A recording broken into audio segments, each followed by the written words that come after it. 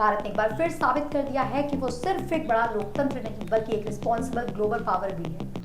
Pakistan's systematic abuse of this forum, coupled with its routine manipulation of the OIC as its mouthpiece, has become a familiar pattern. आज हम बात करेंगे उस बड़े international event की जिसने एक बार फिर दिखा दिया कि भारत अब सिर्फ सुनता नहीं, जवाब भी देता है, वो भी पूरे दम के साथ। जिनेवा में यूनाइटेड नेशन ह्यूमन राइट परिषद के 60th सेशन में पाकिस्तान ने जब भारत के खिलाफ भड़काऊ बयान दिया तो इंडियन डिप्लोमेट क्षितिज त्यागी ने उसे ऐसा जवाब दिया कि पूरी दुनिया ने सुना और सराहा।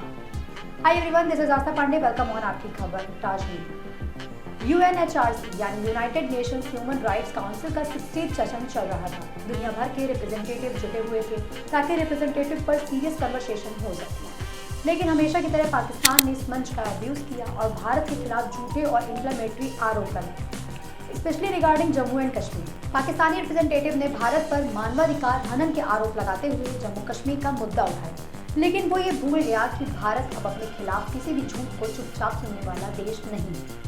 As soon as Indian diplomat Kshitij Tyagi came on the stage, he gave such a reply to Pakistan that every country present there was left thinking. उन्होंने कहा कि पाकिस्तान सबसे पहले अवैध कब्जे वाले भारतीय क्षेत्रों को खाली करे। जम्मू कश्मीर भारत का अभिन्न हिस्सा है और रहेगा। Pakistan continues to misuse this platform to propagate false narratives. It must vacate the illegally occupied terrorists of Jammu and Kashmir immediately. ये केवल एक जवाब नहीं था, rather पाकिस्तान डबल स्टैंडर्ड, आतंकवाद के सपोर्ट एंड फाइनेंशियल हार्डशिप की पोल खोलने वाला कड़ा संदेश था। भारत ने यह भी क्लियर किया कि पाकिस्तान का असली चेहरा क्या है, एक ऐसा देश जो न सिर्फ आतंकवाद को प्रोटेक्शन देता है बल्कि अपने ही देश में मानवाधिकारों की धज्जियां उड़ाता है। बलूचिस्तान, सिंध और पख्तूनख्वा जहां लोगों की आवाज को कुचला जा रहा है। Instead of pointing fingers at others, Pakistan should focus on its own dismal human rights record and stop supporting cross-border terrorism. और क्षितिज त्यागी यही नहीं रुके, उन्होंने पाकिस्तान की पूरी इकोनॉमी की भी याद दिलाई, जहां IMF के कर्ज से ही देश चल रहा है और जनता सड़कों पर प्रदर्शन कर रही है। भारत ने साफ कहा कि पाकिस्तान को भारत पर नजर रखने के बजाय अपनी गिरती हुई इकोनॉमी पर ध्यान देना चाहिए। They must focus on reviving their economy rather than misusing international forums to divert attention from their own failures. Bharat का ये जवाब केवल पाकिस्तान के लिए नहीं था बल्कि पूरी दुनिया के लिए एक मैसेज था।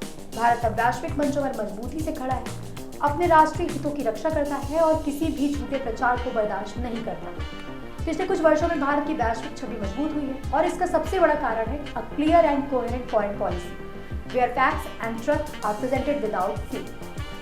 भारत ने संयुक्त राष्ट्र मानवाधिकार परिषद को भी आईना दिखाया। क्षितिज त्यागी ने कहा कि इस मंच को फेयर एंड नॉन सेलेक्टिव होना चाहिए। यदि केवल कुछ चुनिंदा देशों को ही टारगेट किया जाएगा तो ग्लोबल प्रॉब्लम्स कभी हल नहीं होंगी। UNHRC must uphold its credibility by being objective and impartial. Selective targeting weakens the integrity of this platform.